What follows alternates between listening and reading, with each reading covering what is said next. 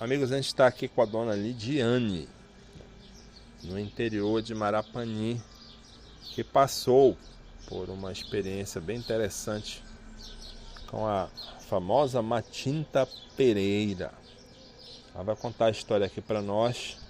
Ela não quer aparecer, então a gente vai filmar aqui o lugar enquanto ela conta a história. Como foi que a senhora se deparou com a Matinta Pereira, dona Lidiane? Conte para nós. Bom, foi quando eu fui morar nesse interior chamado Vila Silva e morava bem em frente a um campo, não tinha vizinho perto.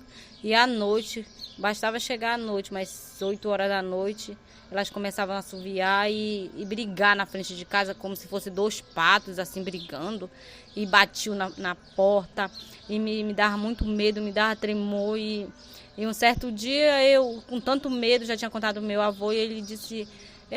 convida ela para vir tomar café de manhã na tua casa, que ela vem, se for Matinta Pereira, porque para lá a gente chama visagem, né? Feiticeira. Peraí, deixa eu só ver se eu entendi. Ela ficava fazendo essa zoada lá na frente da sua... Era escuro lá. Era. Não tinha iluminação, não dava para ver da onde vinha a zoada. E como é que vocês sabiam que não era um pássaro normal? Que era mesmo É porque à noite, nesse horário, nessa escuridão, não tinha pássaro nenhum. Não existia, não era anu, não era outros pássaros que cantam à noite, que a gente conhece o canto, né? Era um assovio mesmo, aquele assovio assim que rasga a alma, que dá um arrepio. Era um assovio muito, muito medonho. Aí aquilo estava lhe perturbando, e aí a senhora resolveu contar para o seu avô.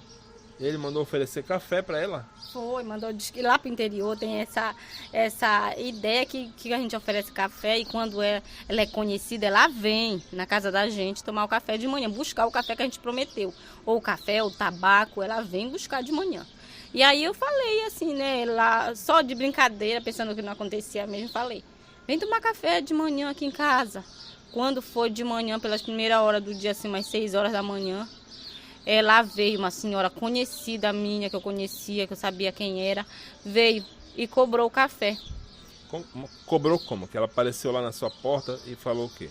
Aí ela perguntou, ei, cadê o café? Assim, como a gente pergunta no interior, né?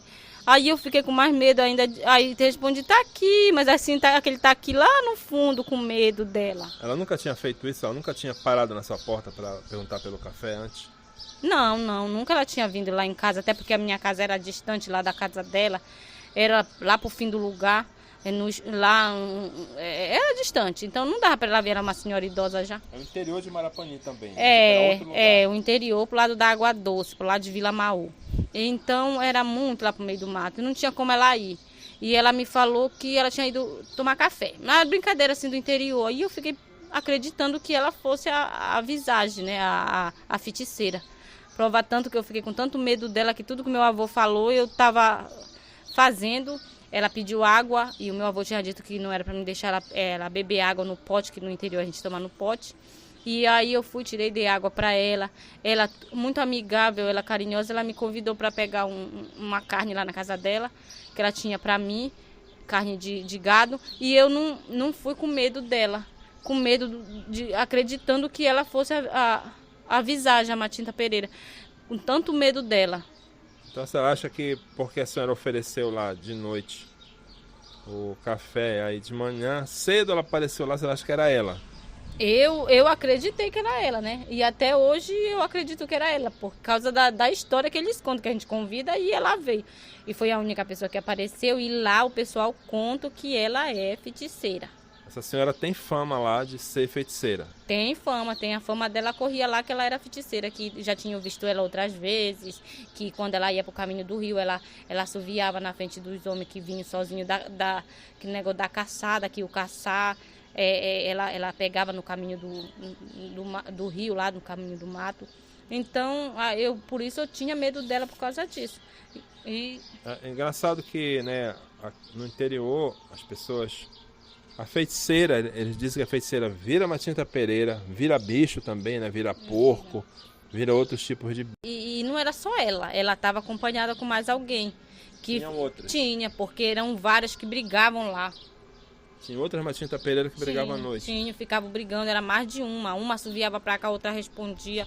E elas brigavam como se encontrassem, assim, dois patos e ficavam brigando no campo.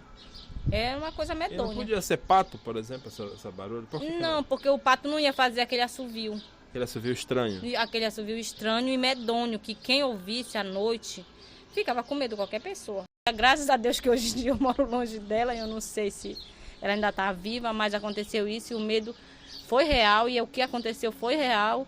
Eu acredito que era verdade, que ela era feiticeira sim, ela era a visagem, a Matinta Pereira, não sei, ela era tudo isso.